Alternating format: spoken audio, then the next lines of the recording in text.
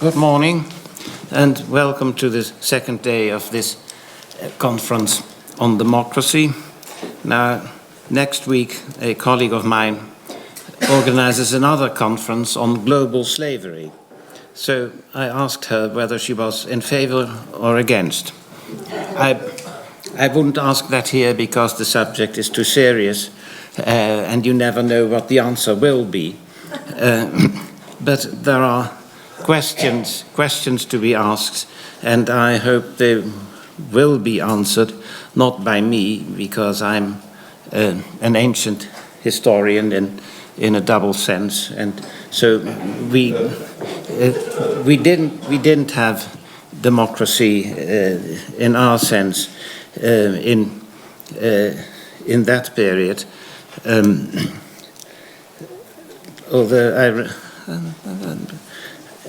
I won't keep you, but let me just mention that I remember a conversation with a friend who was professor of philosophy in my native Amsterdam, and also a Dominican monk, and he explained to me that he was against democracy. Why? Democracy is diversity, and we can't have that. I hope we'll have it here.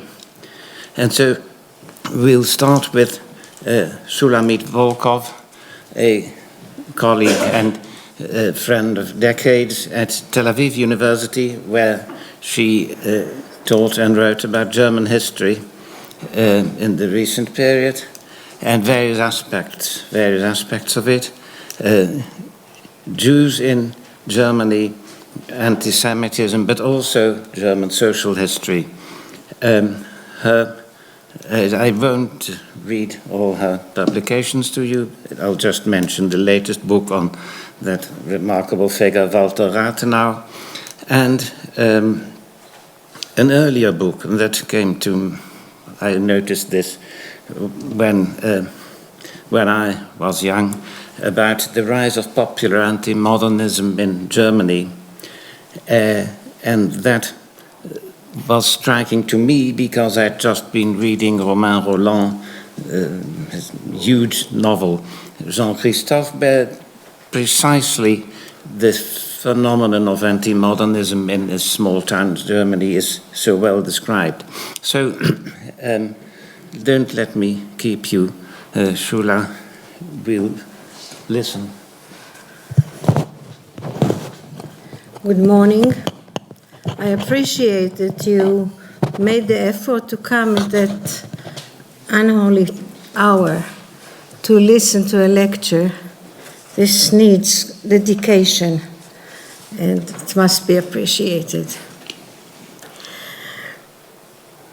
The measurement of inequality is for some time now a major research topic, especially for economists.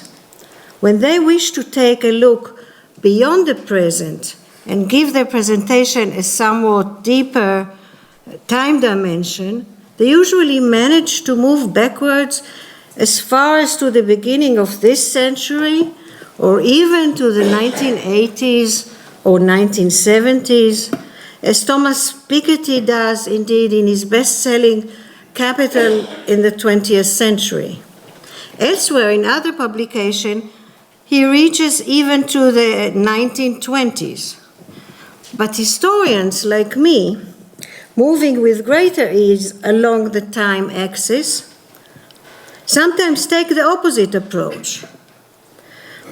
Walter Scheidel, for instance, in an interesting study of the link between inequality and war, begins, you would perhaps be surprised to hear, with the Ice Age, during which he assumes little economic inequality among humans, and then quickly moves to the early human settlers who began to own property and sometimes even to pass it over to the next generation. He finally gallops through the Roman Empire and rushes along the European Middle Ages, where and when the rich and the powerful were already clearly identical, becoming ever richer and more powerful, until some catastrophe natural or man-made, according to him, reduced inequality again, and so on and so forth.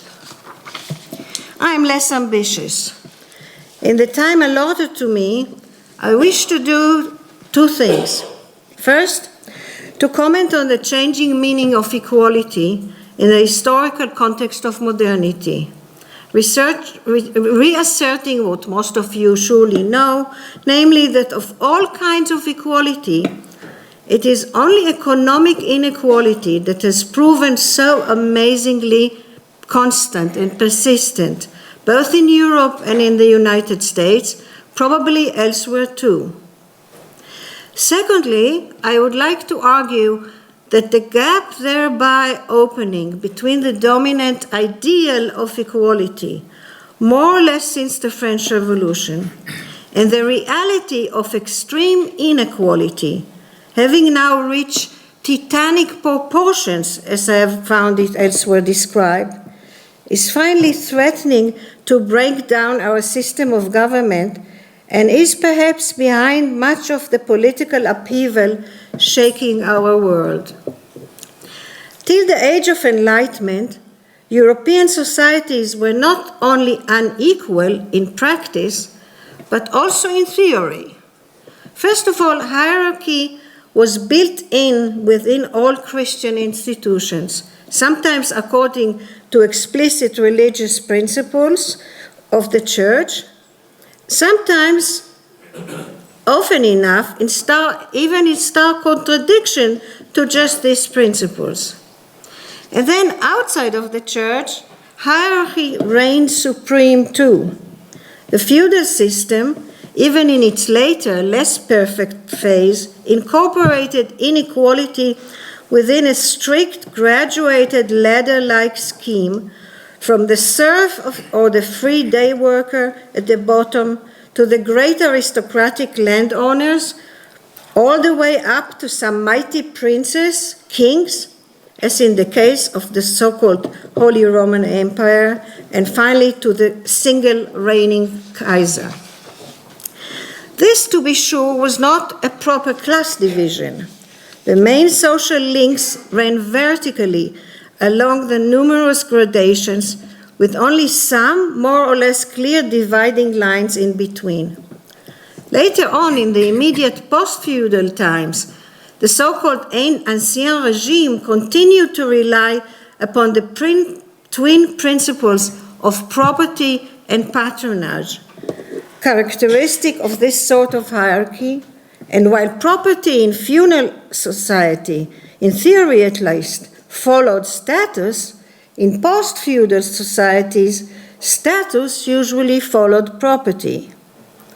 At the same time, patronage meant handing down favors of all sorts, especially lucrative offices, forming permanent links of loyalty from below upwards, and some form of pension or payment from the top downwards.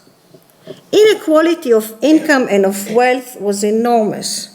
Perhaps only today's gap between the poor and the rich are similar.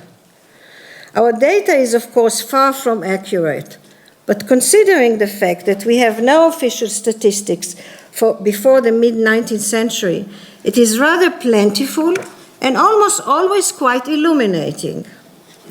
For England and Wales, for instance, probably best researched so far, the earliest figures come from the pen of Gregory King, who provided data for the year of the Glorious Revolution, namely 1688. In his Natural and Political Observations and Conclusions, so the title, upon the state and conditions of England, published soon thereafter, after the Revolution. Interestingly, King divides the population into those who were increasing the wealth of the kingdom, not yet the wealth of nations, you would note, and those decreasing the wealth of the kingdom. In his tables, we are informed that the highest income group of temporal lords had an average yearly income of £2,800, and the laboring poor, to use the terminology of the time, of £15. Now, if we quickly jump to the early 19th century, as we must due to the shortage of time, this gap probably becomes even greater. The richest man in England at the turn of the 18th century was the Duke of Bridgewater, with a yearly income of more than £60,000, £80,000. And though many elements must be here taken into account, we are surely safe in stating that the worker's income, regardless of geography and regardless of inner labor differentiation, was immeasurably smaller, in the order of 3,000 to 4,000. Nevertheless, the important aspect of the social arrangement of the old regime was that for a long time indeed, it was felt intuitively just. Men were as unequal as one could only imagine, but the overall system has had its justification. Whether under feudal circumstances or during the early modern period, inequality was acknowledged, no doubt, but it was felt that it is compensated for, so to speak, by services of various kinds. Great landlords in England, aristocrats in France, Junker in Prussia, were all unimaginably richer and more powerful than the peasants and laborers. But they had some sort of responsibility for them. Beyond actual protection in the better defensible castles, they administered the legal system of their villagers and, usually in cooperation with the local priest, the social support system of the poor, too. Even the many favors bestowed upon these aristocrats by the monarchs from above, especially the various forms of tax exemptions, were similarly justified. After all, aristocrats recruited and trained military units for serving in their superiors' armies, policed the landed communities that lay in and around their estates, and controlled the wandering poor. These were costly enterprises. Relieving the crown of much additional expenses meant various responsibilities, human responsibilities in addition. It was this arrangement of give and take, repeating itself along the many ranks of the inequality ladder, that made the system function as it is, not always smoothly, of course, but for as long as it finally did.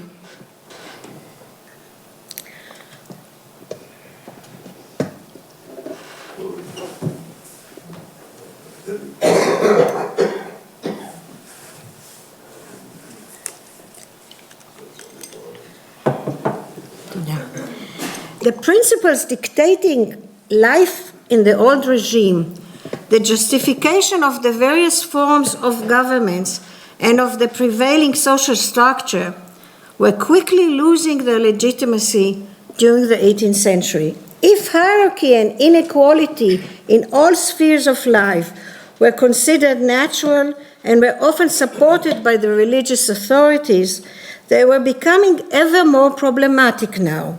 In England since the 17th century, in France of the philosophe, and even in Prussia of Friedrich the Great. Legal reforms opening of the courts to all, no longer along corporate lines, and promising equal rulings to the entire citizenry, was one of the first that was gradually introduced, becoming fundamental to all following changes. Various civil rights then followed suit, indeed, being helped by theories of the state of nature and, as in Locke, Rousseau, and Kant, to name only the most important ones.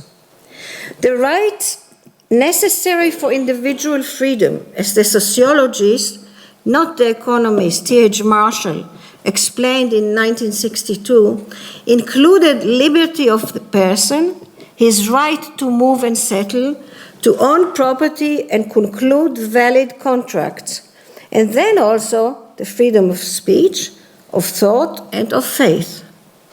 Strict equality was not inevitably linked to all this, but it was implicit in the process. It was also increasingly demanded by governments, now wishing to abolish privilege in order to gain more taxes, by aristocrats who protested against monarchical despotism, as it suddenly was called, or simply by the so-called enlightenment of the age. Finally, it was a bourgeois requirement, of course, emerging out of its economic interest within the early, apparently hugely promising capitalist system. The gradual process of equalization, proceeding everywhere more or less abreast, suddenly took off in revolutionary France since the 1780s. There are now libraries, no less, that describe the discontent in late 18th century France, and, as Tocqueville wisely noted, the rapidly rising expectations, especially among the so-called Third Estate. For generations, wrote historian R.R. Palmer, the French bourgeois had accepted the social system. Embarrassment, resentment, frustration, and humiliation were all part of life's ordinary course, he writes. Now, this thing seems to have come to the surface. The demand for equal citizenship did not include the canaille, to be sure, neither did it include the bulk of the agricultural population. Nevertheless, the words of the American Declaration of Independence, that we hold this truth to be self-evident, that all men are created equal and are endowed by the Creator with certain unalienable rights, surely resounded in the Declaration of the Rights of Men and Citizens issued by the French National Assembly in August 1789, beginning similarly although with a twist, namely, men are born and remain free and equal in rights. And although the revolution moved on in its Jacobin stage to extend and redefine men's rights and duties in the modern national state, this was the message that its armies carried with them while crossing the Rhine on their way to conquer Europe.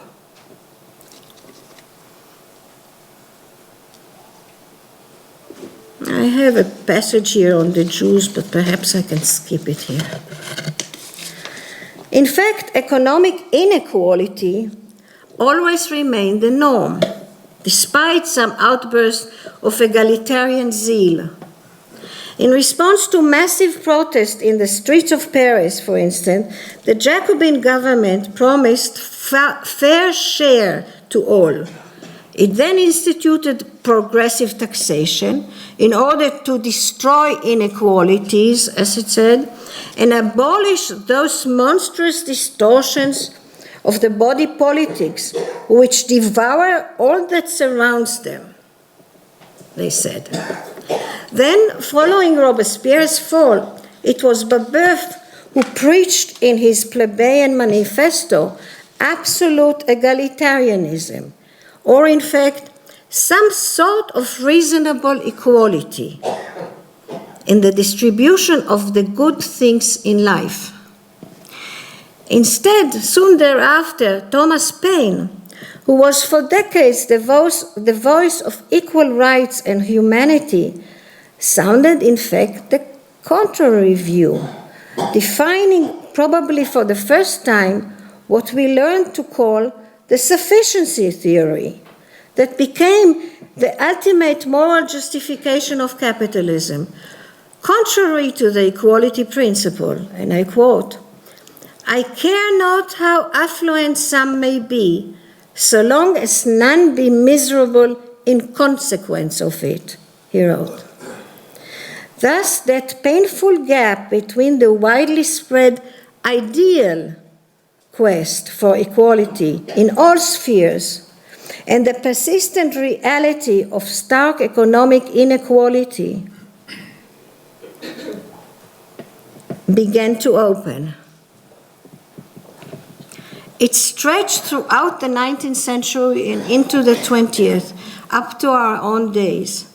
And it is to this gap that I wish to devote my remaining 5 or so minutes. Between 5 and 8. What? Between 5 and 8. Between 5 and 8, I'll do it. Clearly, during the 2 centuries that followed the French Revolution, everything had changed. The cataclysm may have started even earlier, with the first industrial revolution, in England since the mid-18th century, on the European continent, and in the United States more or less during the first half of the 19th century. And advancing capitalism and various new technologies reformed the entire production system. Urbanization took ever more rapid strides. Form and styles of life have been radically changing, and they continue to do so in many dramatic ways. While we have learned to consider all this normal, it did cause at first widespread panic. Malthus first registered this in viewing the rising population. About a decade later, the Luddite movement erupted in violent protest against machinery. And by 1844, Friedrich Engels published his impressions of the conditions of the working class in England, in which he angrily denounced the new factory system, and in a private letter to Marx, charged the English middle class with no less than murder, wholesale robbery, and all the other crimes in the book. Still, even the early socialists did not really envision a society made up of fully economically people equal. Replacing an order marked by pervasive inequality of rank and status, as well as by enormous wealth and income disparity, a new industrial world now ought to have been based on ever-increasing material prosperity, mitigating, I quote, anger at the widening gap between high and low. Not a matter of equality, and such prosperity was to be achieved either by the market forces, according to the rules of capitalism, or by the state in its working class leadership, according to the socialists. To be sure, equal civil and sometimes also equal political rights played an important role in shaping this new world, and were important for achieving economic efficiency too. Moreover, some of the new human rights had or could have had important egalitarian consequences, such as an equal approach to legal justice, and later, most particularly, the right of education, and the early social rights since Bismarck and the British legal reforms at the beginning of the 20th century. Still, with this general trend, open demands for economic equalization were rare. It is fascinating to find John Rawls as late as 1971, again one must say, saying that there is no injustice, I quote, in the greater benefits earned by a few, provided, remember Paine, provided that the situation of persons not so fortunate is thereby improved. To be sure, the march of equal political rights continued. Rights were first granted to all adult men, though for long not to all adult women. Ours, I should say, emancipation, has clearly been very slow and very bumpy. It is only in our generation that this kind of inequality too became illegitimate. Further inequalities are continuously being fought against, but inequality continues to be the norm economically.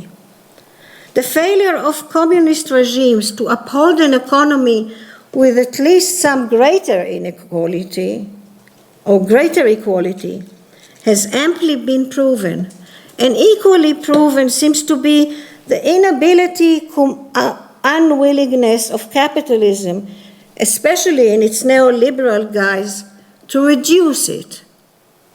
What finally remains is a deep sense of injustice felt by millions across the world vis-à-vis the large and growing gap between the rich and the poor, and with it, the widespread loathing of the entire elite seen as blind or even as collaborating in upholding this discrepancy. For a short while after the Second World War, there were those who believed that inequality was finally on the way to be significantly reduced. Simon Kuznets' famous inverted U-curve was first proclaimed in 1955 as the welfare state was making great strides forwards on both sides of the Atlantic. But by the 1980s, inequality was rising again. Moreover, what usually stands in the center of public unease today is in the end not the so-called Gini scale and other ways of measuring inequality generally, but the figures that represent the ratio between the wealth and income of the top 1% or the top 1% compared with that of the lower 10%. Figures manifesting this gap come from practically everywhere across the globe and speak for themselves. Every time you open your telephone and look at the news, the general news, you get new figures of precisely this gap. In a society that has learned to expect equality in all things, large and small, the persistence of such stark economic inequalities cannot but cause bitterness and much unease. As long as such inequalities were compensated for by a constantly rising standard of living, a certain balance could be preserved. But when they become ever more pronounced, while a continuous rise in the standard of living is no longer stable or noticeable, the entire edifice begins to shake. I have elsewhere read that in her book on the 14th century, significantly entitled A Distant Mirror, Barbara Tuchman once gave two examples of parallel situations. The gap, I quote, "The gap between medieval Christianity's ruling principles and everyday life," she wrote, "is the great pitfall of the Middle Ages. Moreover, chivalry, the dominant ideal of the ruling class, left as great a gap between ideal and practice as religion. Thus," she concludes, "when the gap between ideal and real becomes too wide, the system breaks down." Is it possible that we have reached such a dangerous point today? Thank you.